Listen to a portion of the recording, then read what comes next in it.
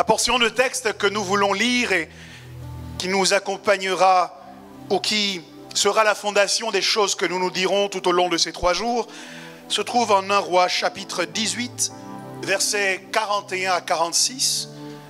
Dans un premier temps, je ferai la lecture intégrale du texte et je ferai des rappels réguliers à cela aujourd'hui, demain et dimanche. Je lis la parole du Seigneur au verset 41 et Élie dit à Akab: monte, mange et bois, car il se fait un bruit. Quelqu'un dit car il se fait un bruit qui annonce la pluie. Akab monta pour manger et pour boire, mais Élie monta au sommet du Carmel. Akab monta pour manger et pour boire, mais Élie monta au sommet du Carmel. Et se penchant contre terre, il mit son visage entre ses genoux et dit à son serviteur: monte, regarde du côté de la mer. Le serviteur monta, il regarda et dit: il n'y a rien. Il lui a dit: regarde de quel côté? Du côté de la mer. Bien. Élie dit 7 fois: retourne. Est-ce qu'ensemble on peut dire d'affilée 7 fois retourne? Au compte de 3. 1, 2 et 3. Retourne, retourne, retourne, retourne, retourne, retourne, retourne. À la 7e fois, il dit: voici un petit nuage qui s'élève de la mer et qui est comme la paume de la main d'un homme. Élie dit: monte, et dit à Akab: attelle et descends, afin que la pluie ne t'arrête pas. En peu d'instants, le ciel s'obscurcit par les nuages, le vent s'établit, et il y eut une forte pluie. Akab monta sur son char et partit pour Jizréel. Et la main de l'Éternel fut sur Élie, qui se saignit les reins et courut devant Akab jusqu'à l'entrée de Jizréel. Éternel, notre Père et notre Dieu, c'est une audience que nous sollicitons ce soir auprès de toi. Nous entrons maintenant dans la salle du trône. Et nous venons pour entendre les mystères qui nous permettront d'avancer dans le destin que tu nous as affecté. Seigneur, ouvre les yeux de notre cœur afin que nous puissions te voir à l'œuvre. Que nos oreilles spirituelles soient alertes pour que nous sachions saisir la révélation de ta parole qui est claire et qui donne de l'intelligence aux simples. Dieu de providence, augmente ma connaissance, détruis mon ignorance et remplis-moi d'assurance à la gloire de Christ Jésus. Amen. Nous sommes toujours dans la perspective du tout à coup. Et c'est dans cette perspective que ce séminaire s'inscrit. Le tout à coup est une autre façon de parler du miracle. C'est pourquoi depuis le début de cette année, dans toutes les églises Providence, nous prêchons sur les différents signes miraculeux qui ont eu lieu tout au long du ministère de Christ. Les miracles n'ont pas commencé avec Jésus, puisque dans l'Ancienne Alliance, plusieurs fois, Dieu s'est distingué par des œuvres surnaturelles. Nous voulons nous intéresser aujourd'hui non pas à un miracle que Christ a opéré, mais à une déclaration qu'Élie a faite.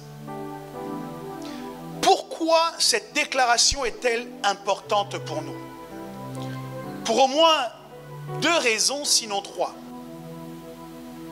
La première raison, c'est que vous devez savoir qu'il y a un lien particulier entre Élie et l'Église, ou plutôt entre l'esprit d'Élie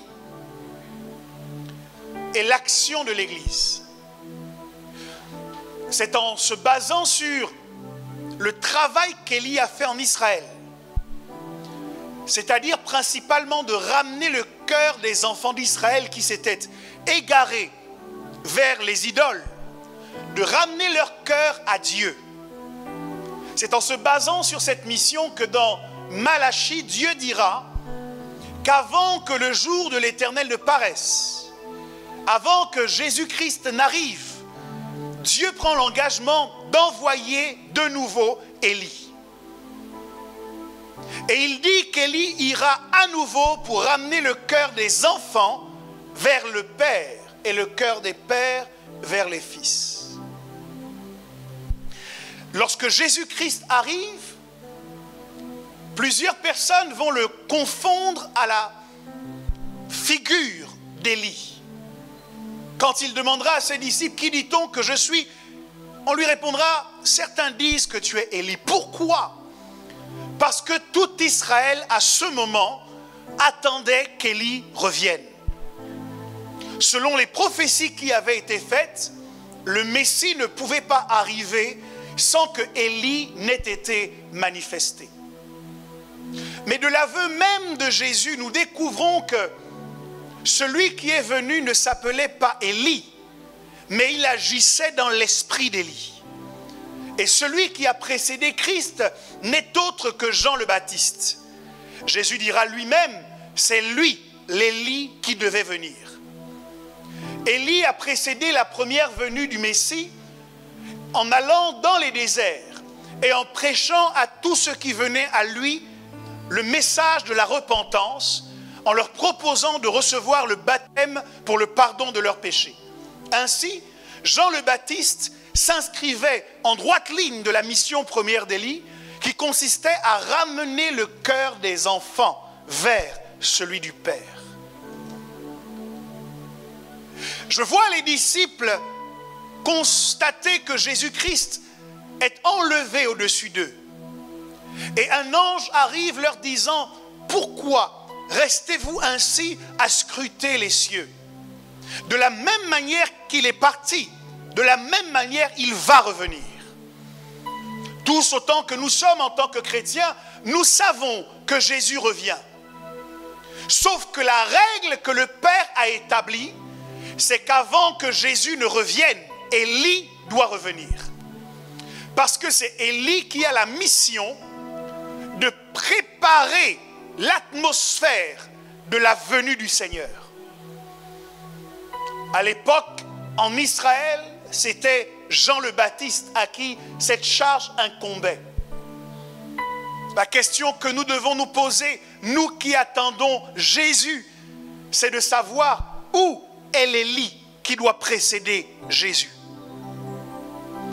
Ce sont les apôtres qui nous révèlent que nous faisons fonction d'ambassadeurs de Christ et que si nous ne sommes pas tous apôtres, prophètes, pasteurs, docteurs, évangélistes, tous nous avons reçu un ministère en commun, c'est le ministère de la réconciliation.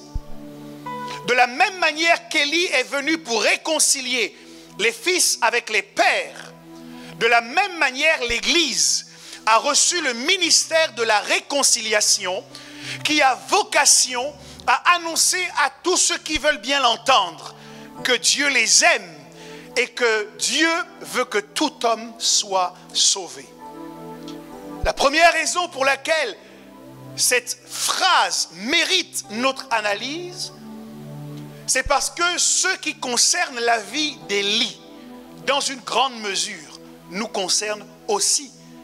Parce que si j'entendais Jésus parler aujourd'hui, il dirait de nous la même chose qu'il a dite de Jean-Baptiste. Il dirait, c'est vous, l'Élie, qui devait venir. Il y a une deuxième raison pour laquelle ce passage est important. C'est parce que lorsque vous étudiez un texte et que vous entendez quelqu'un parler, vous devez vous demander à quel moment de son histoire cette déclaration est faite. Parce que les circonstances qui environnent une déclaration nous sont utiles pour mieux entendre la chose qui a été dite. Et Élie fait la promesse à Akab. Il dit à Akab qu'un bruit annonce la pluie à quel moment? À ce moment précis, où est-ce qu'Élie se situe dans l'histoire de sa vie? Juste avant, il vient d'invoquer le feu du ciel. Et le ciel a répondu et a consumé l'holocauste qu'il avait présenté à Dieu, lui permettant d'obtenir la victoire sur tous les prophètes de Baal en un instant, de sorte que tout Israël a reconnu que c'est l'Éternel qui est Dieu. Élie fait cette déclaration juste après avoir provoqué un premier miracle. Dites avec moi, un miracle qui précède. Mais simplement, si l'on s'arrêtait à ce qui s'est passé avant, nous perdrions une information importante. Parce que curieusement, juste après, le ciel s'est à nouveau ouvert. Et cette fois-ci, ce n'est pas le feu qui est descendu, mais c'est l'eau qui est tombée d'un ciel qui avait été fermé 3 ans durant. Ainsi, Élie fait cette proclamation alors qu'il est au milieu de 2 miracles majeurs de son ministère. D'un côté, le feu est tombé, de l'autre côté, l'eau va tomber.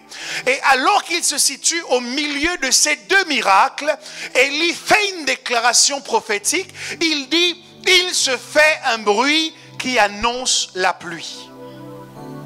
Se pencher sur cette phrase-là qu'Élie a dite et analyser la façon dont son discours est construit, les raisons qui sous-tendent sa proclamation, peut peut-être nous aider, nous aussi, à expérimenter le miracle qui précède et le miracle qui succède. Je dis, si nous aussi nous disons la même chose que lui, peut-être que dans le monde des esprits, nous nous situerons exactement au même endroit. À cet endroit qui est précédé par le miraculeux et à cet endroit qui est succédé par le miraculeux. Je suis venu aider quelqu'un pendant ces 3 jours à ne pas seulement vivre les miracles du passé et à ne pas seulement attendre les miracles du futur. Je viens te transporter par la main de l'Éternel et t'emmener dans une saison de ta vie où les miracles passés seront nombreux et les miracles futurs seront nombreux. Je te mets ce soir au milieu du miraculeux. Que l'Esprit de l'Éternel te saisisse et te transporte dans l'arène du surnaturel. Car il est possible de vivre non pas uniquement dans le passé et uniquement dans le futur, mais que ton présent soit environné de miracles. J'entends dans mon esprit miracle. J'entends dans mon esprit miracle. Je vois dans ta vie le miracle. Je vois le miracle à gauche et je vois le miracle à droite. Est-ce que je parle à quelqu'un? Je parle du miracle. Ça arrive dans ta vie si tu le reçois par la foi. Je vois quelqu'un qui est environné de miracles. Les gens pensaient que les miracles dans ta vie qui avaient eu lieu par le passé sont les meilleurs et les plus grands que tu aurais pu expérimenter. Mais ils ne connaissent pas ton avenir, ils ne connaissent pas ton futur. Et je viens au nom de l'Éternel annoncer à quelqu'un qu'il se fait un bruit qui annonce la pluie de bénédiction, la pluie d'élévation, la pluie de grâce, la pluie de victoire, la pluie de triomphe, la pluie au nom de Jésus-Christ. Quelqu'un me donne un bon amen. Je dis déclarer comme Élie a déclaré, c'est se transporter dans le lieu où les miracles deviennent abondants. Dans le lieu où les miracles deviennent habituels. Parce que le surnaturel est le naturel pour notre Dieu. Et parce que le surnaturel est son naturel, lorsque nous marchons dans sa présence, nous aussi, nous expérimentons de manière habituelle le surnaturel. De manière habituelle, nos yeux s'ouvrent et nous voyons des choses. De manière habituelle, nos oreilles s'ouvrent et nous entendons des mélodies célestes. De manière surnaturelle, l'Esprit de l'Éternel nous prévient de ce qui doit arriver lorsque nous entrons dans la phase de proclamation qu'Élie a connu. Seulement la question que je me pose est de savoir comment Élie a-t-il fait pour être à ce point environné de miracles. Miracle ici, miracle là-bas. Miracle à gauche, miracle à droite. Miracle de tous côtés. Et pendant que je parle, l'Esprit de Dieu m'ouvre les yeux et je sens que des miracles sont en train de se produire dans cette salle. À ce moment même, il y a des miracles à ma gauche et des miracles à ma droite. Il y a des miracles partout. Il y a des miracles à tous côtés. Parce que nous avons accepté la convocation de l'Éternel. C'est une convocation pour vivre le miraculeux. Comment Élie a-t-il fait pour être un point de référence dans le miraculeux, au point qu'Élisée a demandé le double l'onction qui était sur lui? Comment Élie a-t-il fait pour vivre coup sur coup deux miracles majeurs de son ministère? La première chose que vous devez comprendre, c'est que le miracle pour Dieu n'est pas rare. Que le miracle n'est pas difficile. Dis à ton voisin, de ma part, le miracle n'est pas difficile. Et il y a des miracles comme cela qui sont suspendus sur la tête de plusieurs d'entre nous parce que nous avons prié et que Dieu a déjà exaucé. Mais je ne veux pas que les miracles soient suspendus. Je veux que les miracles soient descendus. Je ne veux pas que les miracles soient retenus, mais je veux que les miracles soient relâchés. Et je prie au nom de Jésus que quelque chose se passe, qu'un déclic ait lieu afin que ceux qui étaient encore bloqués soient détachés au nom de Jésus-Christ de Nazareth. Quelqu'un me donne un bon amen. Donne-moi un amen victorieux. Donne-moi un amen de foi. Donne-moi un amen d'expérimentation du miraculeux. Nous avons cette année commencé par 25 jours d'offrande extraordinaire. Cela doit produire le miracle. Nous avons continué par 25 jours de prière. Cela doit produire le miracle. Nous continuons par 25 jours de louange. Cela doit produire le miracle. Nous continuerons encore par 25 jours de jeûne. Cela doit produire le miracle. Je sors du milieu où le miracle était rare. Je sors de l'endroit où le miracle était difficile. Je sors de l'endroit où le miracle était compliqué. Et je rentre dans la phase où le miracle devient naturel, où le miracle devient habituel, où le miracle devient abondant, où le miracle est répandu. Est-ce que tu sens cette atmosphère? Est-ce que tu sens cette gloire? Est-ce que tu sens cette onction? Mon Dieu, lorsque les eaux sont agitées, c'est là que tu présentes ta requête. Pendant que tu dis amen à cette parole, saisis-la par la foi et reçois. Mais la première chose qui fait obstacle au miracle, même lorsqu'il a été relâché par Dieu, commence dans notre identité. Il y a une bataille au sujet de votre identité que le diable veut absolument remporter. Parce que si vous réglez ces questions, vous deviendrez inarrêtable. Devenez une source de miracles en intégrant des notions essentielles de votre identité. Demande à ton voisin, de ma part, est-ce que tu sais qui tu es? Et je vous ai promis d'être pédagogue dans la façon dont j'apporte mon message. La réponse que je veux apporter ce soir est une réponse à une question simple. Qui?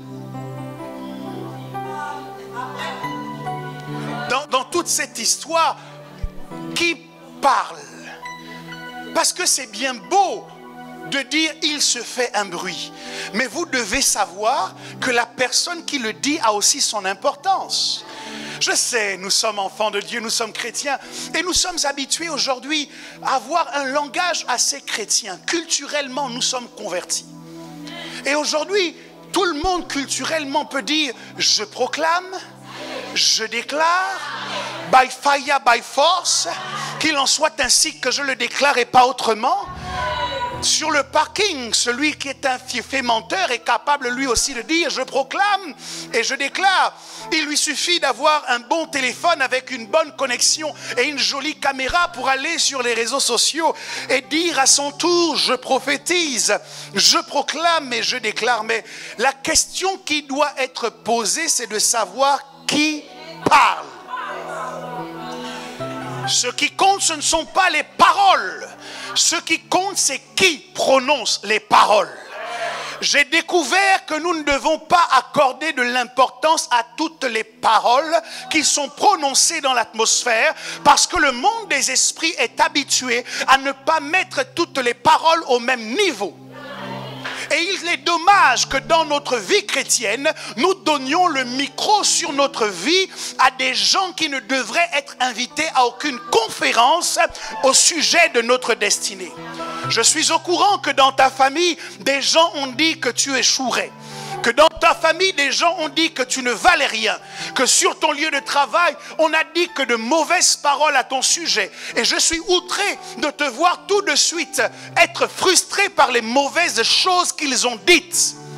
Je suis déçu de te voir si abîmé par les mauvaises proclamations de ta grand-tante, de ton grand-père ou de ta grand-mère ou de ton grand-oncle qui est au village et qui souffre des moustiques. Je suis embêté de te voir dérangé et détruit parce que quelqu'un qui ne connaît pas le b.a.-ba du modernisme et du progrès a juste eu un jour la bonne idée de dire quelque chose. Mais aujourd'hui, je veux que toi et moi, nous nous posions une question. Je ne veux pas savoir ce qu'il a dit, je veux savoir qui a parlé. Ma Bible me dit que Dieu n'est pas un homme pour mentir, il n'est pas le fils d'un homme pour se repentir. Donc de l'aveu même de la Bible, lorsque l'homme parle, l'homme ment. Donc quand il a dit que tu échouerais, il a menti. Quand il a dit que tu n'étais rien, il a menti. Quand il a dit que tu étais un vaurien, il a menti. Quand il a dit que tu n'accomplirais rien, il a menti. Parce que le propre de l'homme, c'est de mentir. Ma Bible me dit que l'Éternel se tenait avec Samuel. Et il ne laissait tomber à terre aucune des paroles qui sortaient de sa bouche. Ça veut dire que le seul moyen pour que les paroles soient vérité et vie, c'est que Dieu les porte. C'est que la main de Dieu les accompagne. Es-tu sûr que la main de Dieu accompagne les paroles de ton grand-père au village?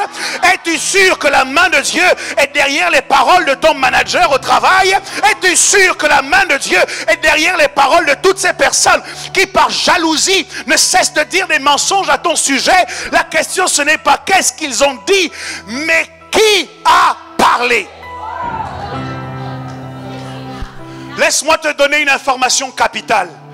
Si tu n'es pas Dieu, je m'en fous. Tu peux dire ce que tu veux, mais tant que j'ai vérifié dans ma Bible, la dernière fois que j'ai regardé, Dieu était encore sur son trône et toi tu n'avais pas réussi de coup d'état et toi tu n'avais pas pris sa place. Alors quel que soit ce que tu as à dire, ça ne m'importe pas, parce que ce qui est important pour moi, c'est ce que Dieu a dit. Et Dieu a dit que tu es prospère. Dieu a dit que tu es glorieux. Dieu a dit que tu es la prunelle de son œil. Dieu a dit que tu accompliras ses desseins. Dieu a dit qu'il a regardé par toute la terre. Et c'est à toi qu'il a choisi de faire confiance pour cette mission.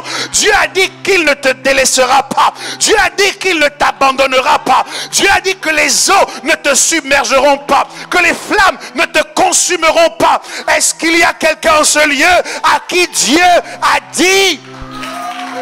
Ce qui compte, ce n'est pas ce que les hommes ont dit. Ce qui compte, c'est ce que Dieu a dit. Et si tu es aujourd'hui convaincu que Dieu n'est pas resté muet à ton sujet, j'aimerais que tu te lèves et que tu le glorifies, parce qu'il n'est pas resté muet te concernant, mais qu'il a parlé sur ta vie.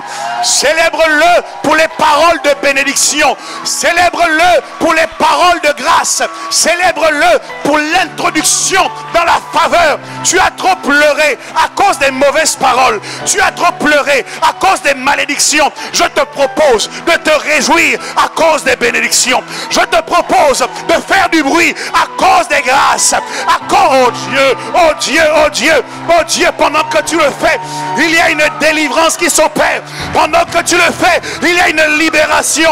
Je vois l'esprit qui consume dans l'atmosphère les mauvaises paroles dont tu étais victime. Je vois l'esprit qui les consume jusqu'à la racine.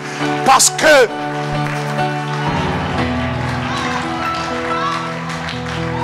c'est ce que Dieu dit qui compte. Qui parle dans cette histoire? Veuillez prendre place encore quelques instants.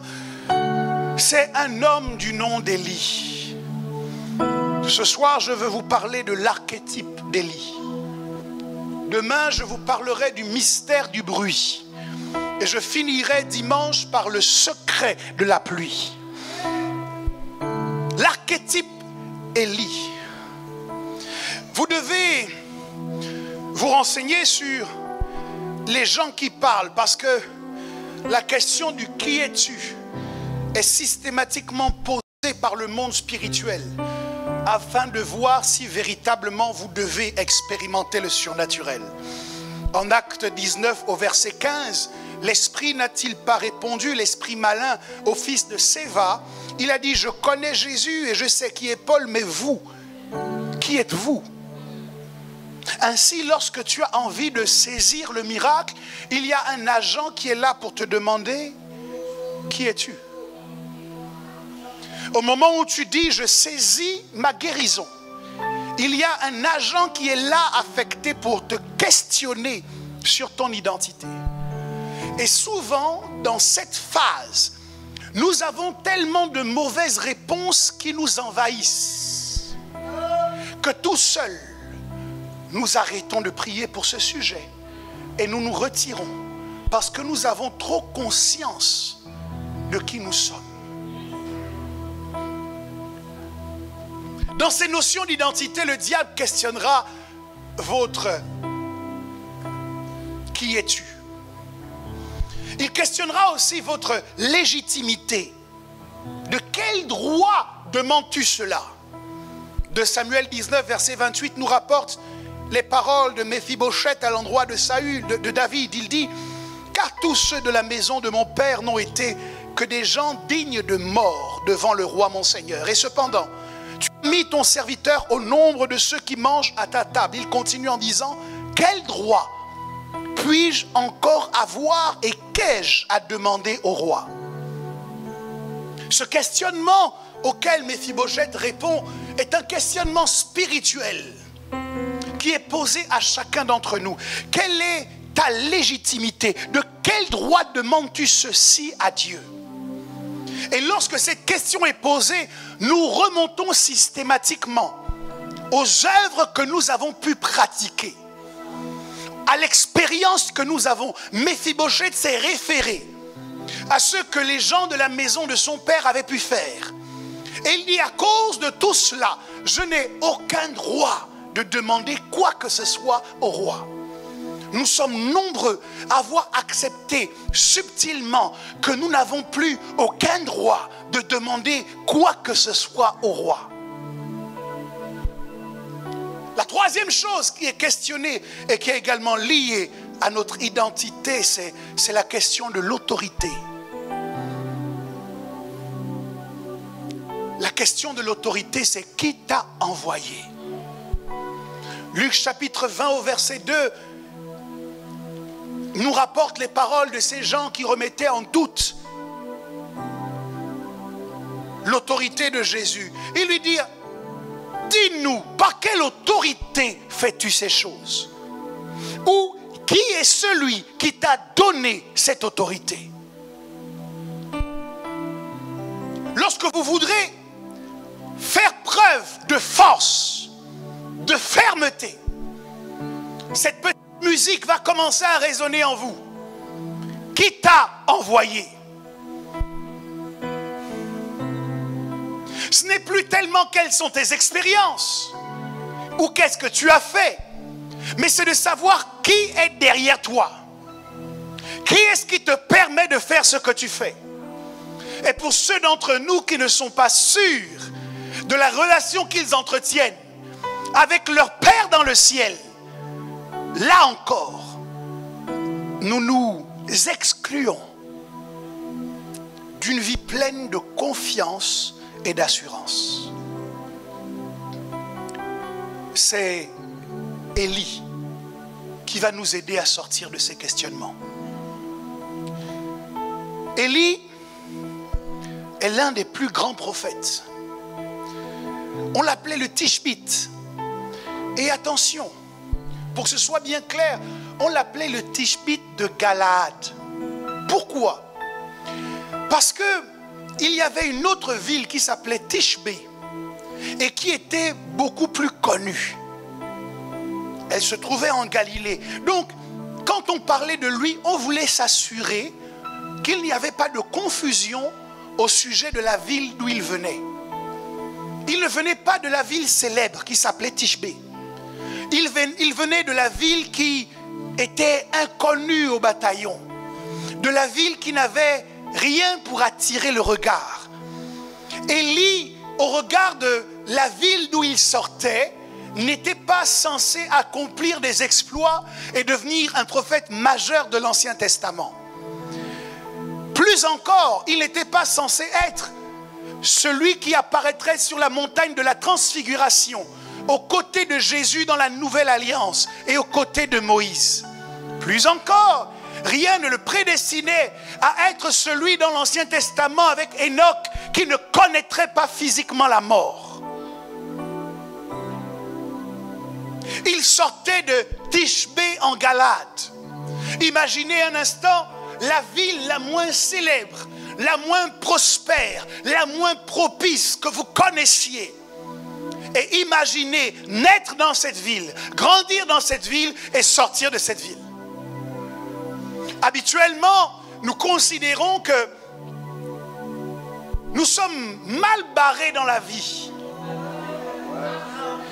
Quand nous sommes sortis du mauvais endroit, quand nous sommes nés dans la mauvaise famille, quand nous n'avons pas la cuillère en argent dans la bouche à notre naissance, nous partons du principe que notre vie sera tellement difficile et qu'il nous faudra lutter de toutes nos forces simplement pour survivre.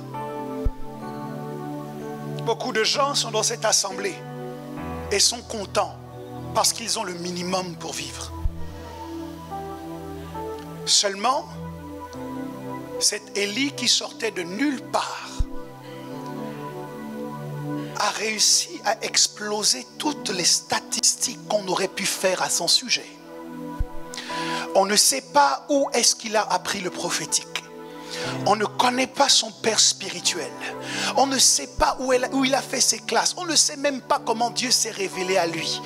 Mais un jour, alors qu'Akab et Jézabel étaient en train de s'engluer dans l'idolâtrie de Baal, un homme a soudainement paru au milieu du palais. Et il a dit, si ce n'est à ma voix, la pluie ne tombera plus. Et il est parti. Mais Élie, où est ton CV? Quelles sont tes compétences? Quels sont les éléments que tu démontres pour affirmer que tu as l'autorité pour faire ce que tu fais? Élie n'a répondu à aucune question d'identité, à aucune question de légitimité, à aucune question d'autorité. Il s'est tenu devant Akab et Jézabel et il a parlé. Ça me permet de te dire ceci. D'où tu sors ne fixe pas ton sort. Je dis d'où tu sors. Oh Dieu, c'est l'esprit qui me tire. Vous savez, à l'époque, pour faire les papiers au niveau de la préfecture, on nous demandait de remplir certains documents. Et puis, curieusement, là, il y a une parole, il y a une phrase de ce formulaire qui est remontée dans mon esprit. Ça concerne quelqu'un. Il y avait écrit sur ce formulaire, la dernière fois que je l'ai rempli, il y a peut-être 10 ans derrière. Mais la parole remonte. Et puis c'était écrit, par quel moyen êtes-vous venu en France? Il y a des gens, on dirait, qui connaissent cette phrase. Et je trouvais ça tellement curieux qu'on nous demande de quelle manière nous étions arrivés dans ce pays. Et j'avais envie comme ça, sur le coup de la boutade, d'écrire, je suis arrivé à la nage. Ou bien, je ne sais pas, je me suis téléporté, vous savez, avec le pouvoir mystique des sorciers africains. Les sorciers de mon village se sont réunis et ils ont permis que j'apparaisse. Je ne sais pas si on demande aux Européens qui arrivent par quels moyens ils sont arrivés. Et pendant que je suis en train de prêcher, le Saint-Esprit fait remonter cela dans mon esprit. Je vous explique comment ça marche pour que vous compreniez. C'est parce qu'il y a quelqu'un ici qui s'est complètement fermé des portes à elle-même à cause de la manière dont elle est arrivée dans ce pays. En fait, chaque fois que tu dois te projeter quelque part, tu repenses au fait que tu es arrivé de la mauvaise manière. Tu te dis, puisque je suis rentré comme ça, alors ça, je ne pourrais pas le faire. Et cette parole est une parole prophétique pour toi. De la même manière qu'Élie n'a pas eu besoin de naître en plein Jérusalem pour affecter la destinée d'Israël. Ainsi parle l'Éternel. Quelle que soit la manière dont tu es entré, ça ne limitera pas l'impact que tu auras. Il dit, je t'ai fait venir de loin pour que tu affectes ce pays et que tu changes positivement la destinée de quelqu'un dans ta génération. Ne te demande pas comment tu es arrivé, car je peux faire venir qui je veux de n'importe quelle manière. Mais l'important, c'est que tout lieu que foule la plante de tes pieds, je te le donne en possession. Si tes pieds se sont posés sur cette terre, alors crois que je t'ai donné cette terre en possession et qu'assurément tu mangeras les meilleures productions du pays, car l'Hexagone t'a reconnu, l'Hexagone t'a adopté. Quelle que soit la législation, il y a un Dieu au-dessus des préfectures, il y a un Dieu au-dessus des présidents, il y a un Dieu au-dessus de l'Assemblée. Je sens un miracle administratif qui arrive dans la vie de quelqu'un. Je crois que quelqu'un va voir un dossier débloqué dans les 7 jours qui sont en train d'arriver. Ainsi parle l'Éternel.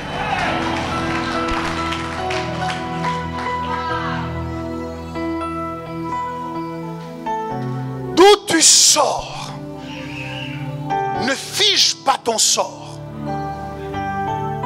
Quels que soient les parents que tu as eus, quels que soient les problèmes par lesquels tu es passé.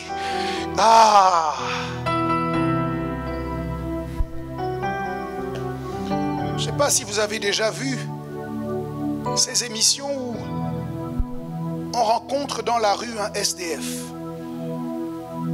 et qu'on choisit de faire une opération relooking. On l'emmène chez le coiffeur.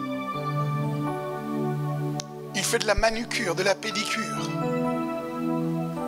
On l'emmène faire du shopping. Et quand il sort de là, il est complètement méconnaissable. Vous ne pouvez pas imaginer d'où il vient quand vous le voyez une fois relooké. Vous ne pouvez pas imaginer tout ce par quoi il est passé. Dis à ton voisin, d'où tu sors, ne fige pas ton sort. Matthieu 2,6 dit, et toi Bethléem, terre de Juda, tu n'es certes pas la moindre entre les principales villes de Juda, car de toi sortira un chef qui paîtra Israël, mon peuple. Chrétiens, ne soyez pas comme des humains normaux. L'être humain a besoin de savoir d'où tu sors. Il a besoin de savoir quel est l'argent, la somme d'argent qu'il y a sur ton compte bancaire avant de te donner l'heure. Oh, je ne sais pas si vous avez vu ces histoires où un monsieur aborde une jeune femme dans la rue et elle lui dit qu'elle a déjà un petit ami. Et juste après, il démarre la Ferrari juste à côté. Et elle lui dit, finalement, je veux bien aller faire un tour avec vous. Ne soyez pas comme des michetonneuses.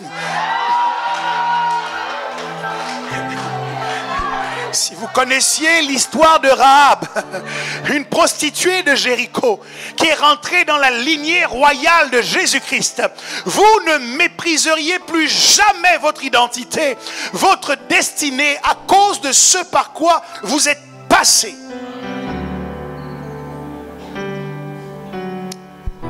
Mais comment Dieu règle cette question? Ça ressemble à la question que Moïse aurait pu poser quand Dieu l'a appelé. Dieu règle cette question par la réponse « Je suis ».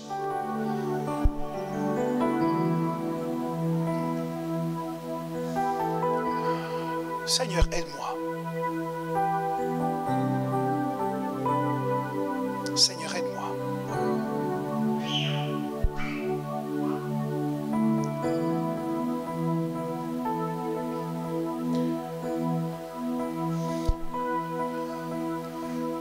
Nous avons fait beaucoup d'efforts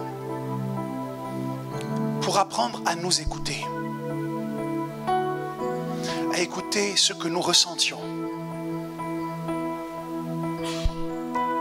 Nous avons fait beaucoup d'efforts pour ne plus répondre à la question « Comment ça va ?» de manière machinale, mais pour analyser vraiment comment nous allions.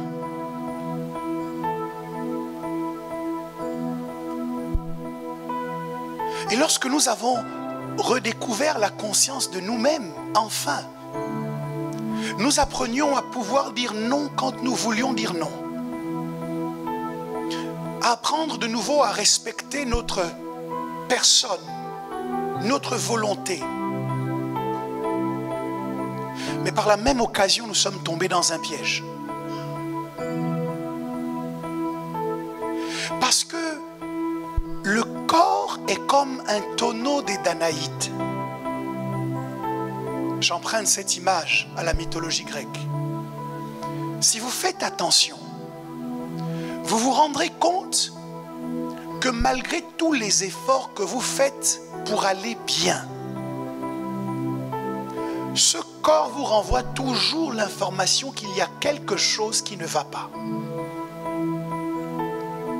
Et pour beaucoup, je parle par expérience, nous entrons dans un cercle vicieux où nous pensons qu'il nous faut systématiquement colmater les brèches de cette embarcation qui est notre identité et qui ne cesse de fuir. Il y a des trous dans la coque et nous voyons l'eau qui rentre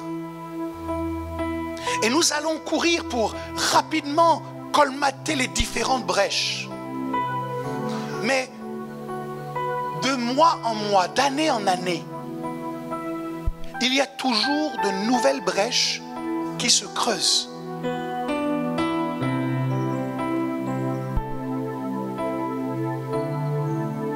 Mon Dieu, qu'est-ce que ça aurait pris comme éternité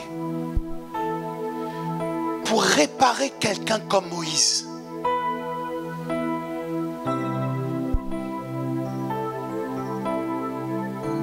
Et Dieu ne s'est pas cassé la tête. Dieu a organisé un déménagement. Votre corps est un HLM pour votre confiance. Votre corps est un HLM pour votre assurance.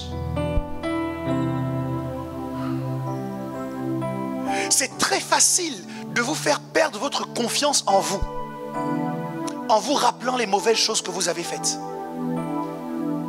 C'est très facile de casser votre assurance en vous rappelant les fois où vous n'avez pas été à la hauteur. Ainsi, il aurait été facile de briser l'assurance de Moïse en lui disant « Tu as oublié l'Égyptien que tu as tué ?»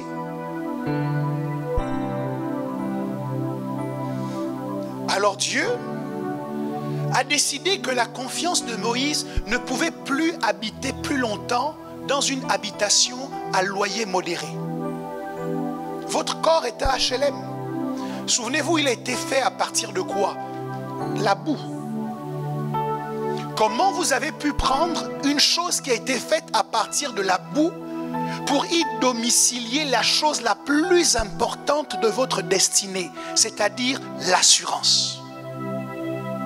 Sans assurance, il n'y a pas de David qui va affronter Goliath. Sans assurance, il n'y a pas de Paul qui appelle à la résurrection Eutychus. Sans assurance, il n'y a pas de miracle. Il n'y a pas d'apôtre qui dit « Lève-toi, marche ». Il n'y a pas de miraculeux sans assurance. Mais nous avons fait l'erreur parce que nous nous sommes tellement analysés, tellement étudiés et que nous sommes dans le siècle qui fait la part belle à notre humanisme. Nous nous sommes laissés piéger par le « comment je vais, comment je suis, comment je me sens ». Notre Bible dit que Dieu a choisi d'enlever notre assurance, notre confiance de cette habitation à loyer modéré. Il l'a fait déménager et il a dit à partir d'aujourd'hui, je préfère que quand tu dis je suis, tu ne parles pas de toi mais tu parles de moi. Ainsi, tu ne peux plus dire je suis malade parce que je suis, c'est le nom de Dieu. Tu ne peux plus dire je suis en mauvaise santé ou je suis pauvre parce que je suis, c'est le nom de Dieu. Ce que Dieu dit à Moïse et qu'il nous dit à tous, c'est attention, attention, je revendique maintenant, comme on dit quand les policiers prennent quelque chose pour les besoins de l'homme, je réquisitionne maintenant l'expression je suis dans ton vocabulaire. À partir d'aujourd'hui, tu n'auras plus le droit d'utiliser je suis pour mettre quelque chose de négatif à la suite. Joel Austin dit, parlez bien ou taisez-vous.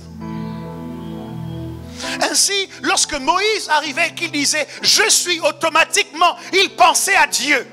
Et il était obligé de ne pas dire ce qu'il était lui, mais ce que Dieu est.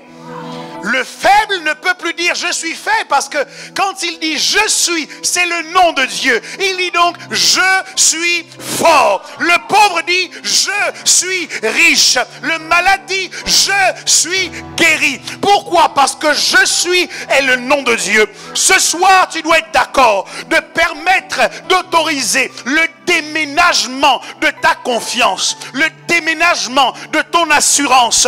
Laisse-les déménager de ton HLM de corps pour intégrer le palais de Sion. Les couloirs qui sont pavés, qui sont sertis de pierres précieuses, d'or et de diamants, ne domicilient plus ton assurance sur toi.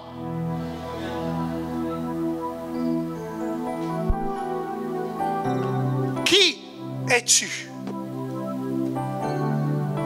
Vous savez, je suis de plus en plus détendu avec certaines attaques contre ma personne.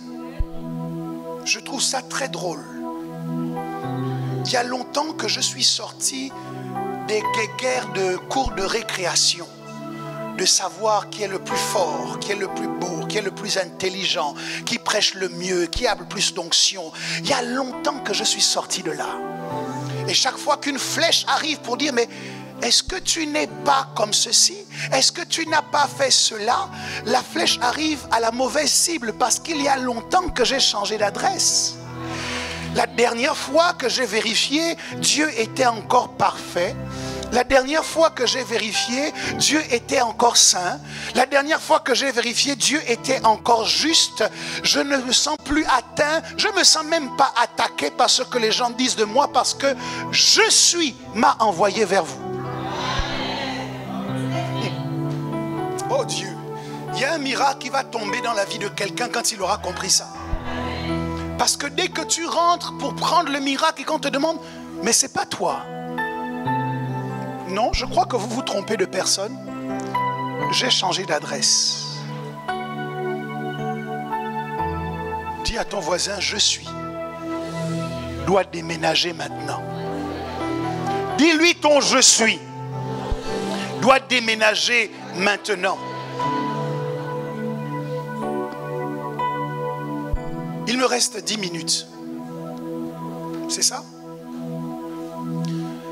La deuxième question, c'est quelle est ton expérience? Qu'est-ce que tu as vécu? Qu'est-ce que tu as fait? Quels sont les actes que tu as posés?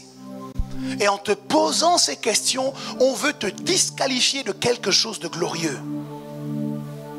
Et si tu as réussi à franchir l'étape de ton identité, parfois tu sombres dans l'étape de ce que tu as fait. C'est plus qui tu es, c'est qu'est-ce que tu as fait. Ta légitimité est sans cesse questionnée. Pourtant au travail, ils ont tous vu comment on t'a nommé. Mais ils te testent quand même. Pourtant à l'église, tout le monde n'est pas évêque. Mais on te teste quand même. Quelle folie. Vous êtes environné de miracles lorsque vous réglez l'auto-exclusion issue de vos expériences personnelles. Jacques chapitre 5 verset 17 à 18 dit: Élie était un homme de la même nature que nous. Le Élie dont on parle, qui a marqué l'Ancien Testament, on dit il était un homme de la même nature que nous. Le mot même nature, c'est homoiopates. Ça veut dire Élie a souffert les mêmes choses que vous. Ça ne veut pas juste dire qu'il vous ressemblait. Ça veut dire que sur le plan de la souffrance, Élie a souffert comme vous souffrez. Les choses difficiles par lesquelles vous passez sont des choses difficiles qu'Élie a connues aussi. Et le texte continue, une fois qu'il a dit ça, il pria avec instance pour qu'il ne plût point.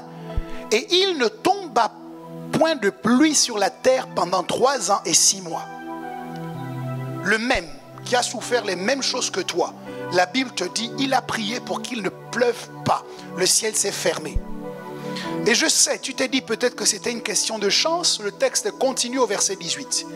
Il pria de nouveau, le même Élie qui a souffert ce que tu as souffert.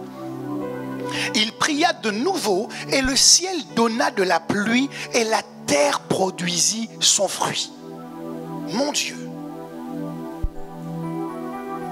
Habituellement, nos souffrances, nos expériences, nos erreurs, nos fautes nous amènent à penser que le ciel ne pourra plus nous écouter. Nous amènent à penser que ce que Dieu avait comme projet initialement, il est obligé de le changer parce que nous ne sommes plus la bonne personne. Mais est-ce que tu étais au courant que Dieu savait que tu allais faire ça avant de te choisir? Non, il y a un problème dans ta théologie. Parce que tu me dis souvent que Dieu est omniscient. Mais si Dieu est omniscient, il savait que tu ferais ce que tu as fait. Et puis, avec tout le savoir qu'il avait, il t'a quand même choisi. Dans son omniscience, il savait qu'Adam allait pécher. Mais il a quand même créé Adam. Et il lui a quand même donné l'autorité. Donc, il n'y a rien que tu fais ou que tu as fait qu'il a surpris. Il savait. Et avec ce savoir, il a choisi de te faire confiance. Pour continuer dans cette analogie, Actes chapitre 14 au verset 15 nous rapporte une déclaration des apôtres qui viennent d'opérer un miracle. Un boiteux qui était impotent, qui n'avait jamais marché de sa vie, va vivre un miracle parce que les apôtres vont proclamer la guérison sur lui et il va se tenir debout et toute la ville va voir cela. Et quand toute la ville va le voir, ils vont arriver à la conclusion que ceux qui sont là ne sont pas des hommes. Ce sont des dieux qui sont venus au milieu de nous. Et ils vont donc choisir de les louer et d'offrir des sacrifices en leur honneur. Et là, voici les apôtres qui répondent en disant: « Ô homme, pourquoi agissez-vous de la sorte?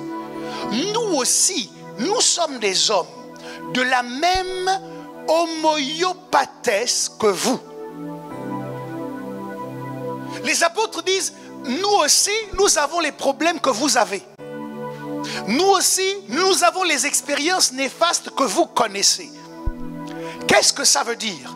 Que la matérialisation du miracle dans ta vie, finalement, ne dépend pas des expériences que tu as faites. Ouh. Je vais le dire autrement. Mais pour que vous compreniez, regardez ce que dit Hébreux chapitre 5 au verset 8. Hébreu nous parle de Jésus, le Fils, et nous dit que Jésus a été inscrit à une école, en disant qu'il a appris, bien qu'il fût fils, l'obéissance par les choses qu'il a souffertes. Donc la souffrance pour Jésus était une école pour l'obéissance. Or, l'obéissance est une condition pour le miraculeux. Il y a une instruction que Dieu donne, que nous devons respecter pour vivre le miracle auquel il nous appelle.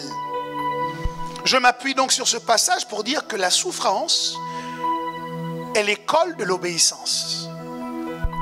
Les mauvaises expériences sont une école, un apprentissage pour que tu saches désormais ne plus reproduire les mêmes erreurs. Donc, alors que tu regardes tout ce par quoi tu es passé comme un élément excluant, Dieu te dit, c'était une université à laquelle je t'avais inscrit moi-même, afin que tu tires des leçons de vie qui te permettront de savoir désormais comment t'orienter pour ne pas tomber dans les mêmes pièges. C'est assez curieux. Nous sommes comme des élèves qui avons été à l'école et qui nous sommes battus pour comprendre certaines notions. Et chaque fois que nous pensons à nos cours de mathématiques, nous sommes tristes. Il n'y a pas de tristesse à avoir appris. Non, des expériences ne sont pas un disqualifiant. Des expériences sont une école, sont une instruction. La souffrance te qualifie au même résultat qu'Élie. La Bible dit Élie avait la même souffrance que nous. C'est la seule description qu'on fait de lui.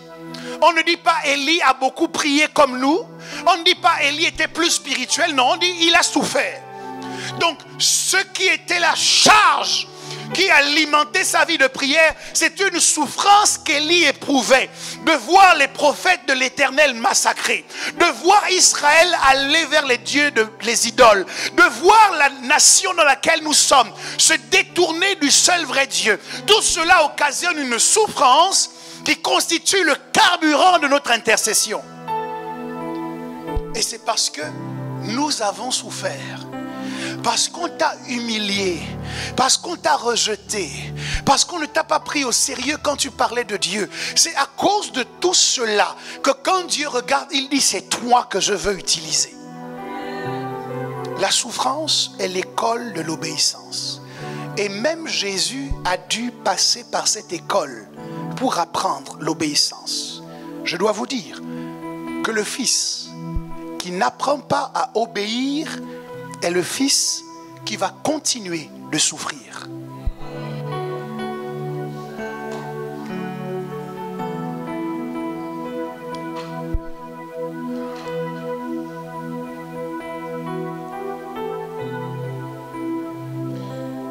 Je finis avec ceci.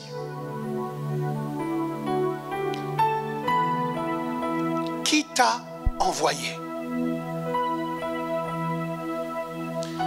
Par quelle autorité te dresses-tu pour demander quelque chose? Pour réclamer un miracle dans ta famille? Pour revendiquer le salut de ceux que tu aimes? Par quelle autorité?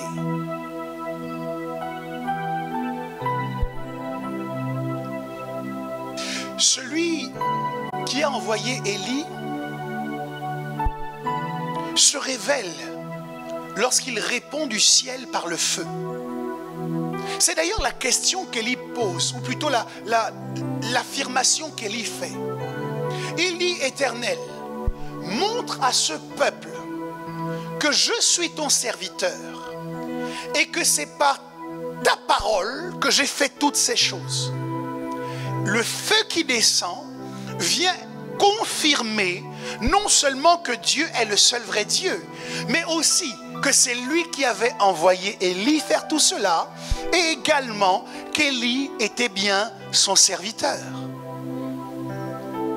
Ainsi, tu ne t'es pas envoyé toi-même, parce que si Dieu ne t'avait pas dit qu'il y a de l'espace pour vivre le miracle en Christ, jamais tu n'allais prier pour demander le miracle. Si tu n'avais pas lu dans ta Bible que Jésus parcourait la ville, la Galilée, la Samarie, et qu'il faisait du bien partout, tu n'aurais pas dit que ce même Jésus qui faisait des miracles en Samarie est le même Jésus que j'invoque pour un miracle aujourd'hui. Si tu n'avais pas lu que Jésus avait chassé les démons et que les démons s'étaient exécutés, tu ne prendrais pas autorité aujourd'hui sur des esprits méchants. Qui t'a envoyé ne doit pas être une question qui te met mal à l'aise, parce que tu es un envoyé de Dieu. Tu as été envoyé dans ce monde afin de représenter Christ, afin d'exercer un ministère de réconciliation et de faire fonction d'ambassadeur du royaume des cieux. Est-ce qu'un ambassadeur marche la tête baissée? Est-ce qu'un ambassadeur manque d'assurance? Est-ce qu'un ambassadeur manque de confiance? Si ta confiance et ton assurance ont déjà déménagé et qu'ils sont déjà stockés dans le grand je suis, alors le diable ne pourra plus te faire baisser en intensité, en revendication, en fermeté et en violence pour t'emparer des choses qui t'appartiennent, parce que tu sais que je suis m'a envoyé vers vous. Sur ton lieu de travail, ce n'est pas un recruteur qui t'a envoyé, c'est je suis qui t'a envoyé vers tes collègues de travail. C'est je suis qui t'a envoyé dans ta famille. C'est je suis qui t'a envoyé au milieu de tes amis. Peu importe qu'ils prêtent oreille ou pas, peu importe qu'ils te considèrent ou pas, qu'ils le sachent ou pas, le plus important pour moi ce soir, c'est que toi tu le saches et que plus jamais tu n'en doutes. Parce que lorsque tu parleras avec assurance, ils s'apercevront que quelque chose a changé dans l'histoire. On demandait, mais qui est celui-là? Il commande avec autorité.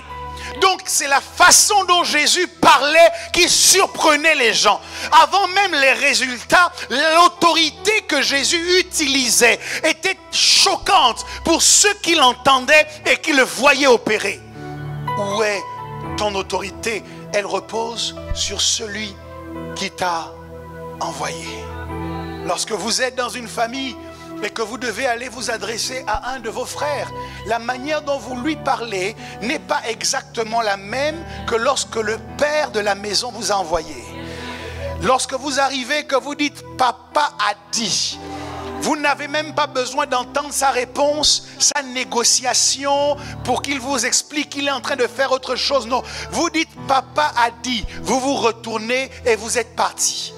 Cette autorité tombe sur vous à cause de qui vous a envoyé. Lorsque tu iras parler à l'argent, tu lui diras « Papa m'a envoyé et il a dit viens maintenant dans mon compte bancaire ». Et tu te retourneras et il ordonnera à la bénédiction de te suivre. Je ne sais pas si c'est de toi que je parle ou si c'est de ton voisin, mais le bonheur et la grâce t'accompagneront tous les jours de ta vie, parce que papa m'a envoyé te dire. Guérison, papa m'a envoyé pour te dire viens maintenant dans mon corps, viens dans le corps de mon frère, viens dans le corps de ma soeur. Bénédiction, papa m'a envoyé. Quel que soit le diable, quel que soit le démon qui essaye de questionner ton autorité, réponds-lui de ma part, papa m'a envoyé.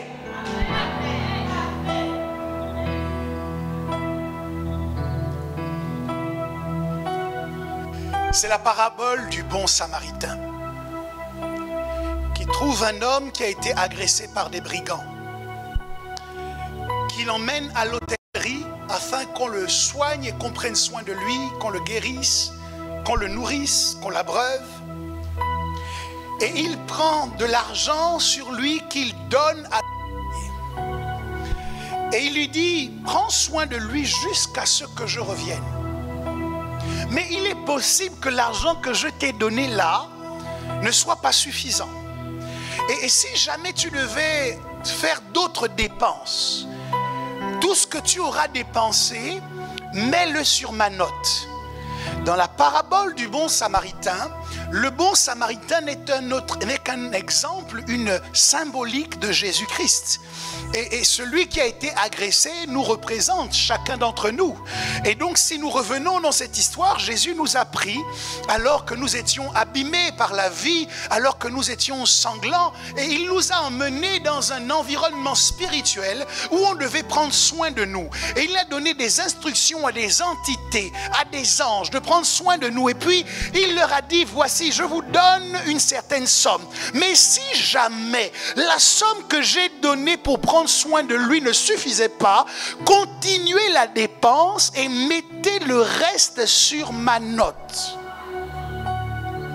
Lorsque je vais voir l'entité de la guérison et que je n'ai pas assez pour payer cette guérison, la guérison ne peut pas se refuser à moi parce que le bon samaritain lui a dit, ce que tu devras dépenser en supplément, mets-le sur ma note.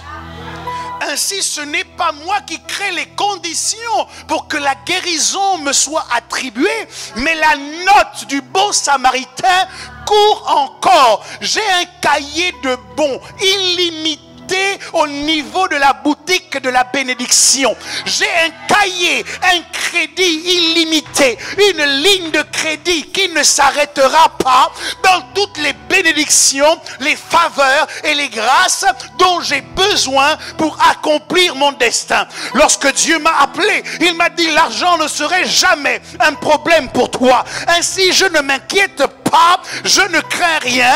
Yahweh est mon berger, je ne manquerai de rien. Il a toujours... Mets-le sur ma note. Peut-être que quand tu te regardes avec tous les arguments que j'ai donnés, tu dis toujours, mon identité ne suffit pas, ma légitimité ne suffit pas, mon autorité ne suffit pas. Et c'est pour cela que je conclus comme cela. Si jamais ça ne suffisait vraiment pas, mets-le sur ma note. Pouvons-nous nous tenir sur nos deux pieds? Nous voulons prier. Dis à ton voisin, il a dit, mets-le sur ma note. Il y a un miracle au-dessus de ta tête qui doit l'entendre. Alors que le miracle est en train de questionner ton identité, qu'il questionne ton autorité, qu'il questionne ta légitimité. Aujourd'hui, tu ne vas pas prier Dieu, mais tu vas t'adresser directement à ton miracle et tu vas dire à ce miracle, mon problème d'identité est réglé, mon problème d'autorité est réglé, mon problème de légitimité est réglé. Et si jamais cela ne te suffisait pas, mets-le sur ma note. Est-ce que quelqu'un peut prier? Est-ce que quelqu'un peut élever sa voix? C'est un déclic qui doit se produire pour que le miracle tombe sur toi.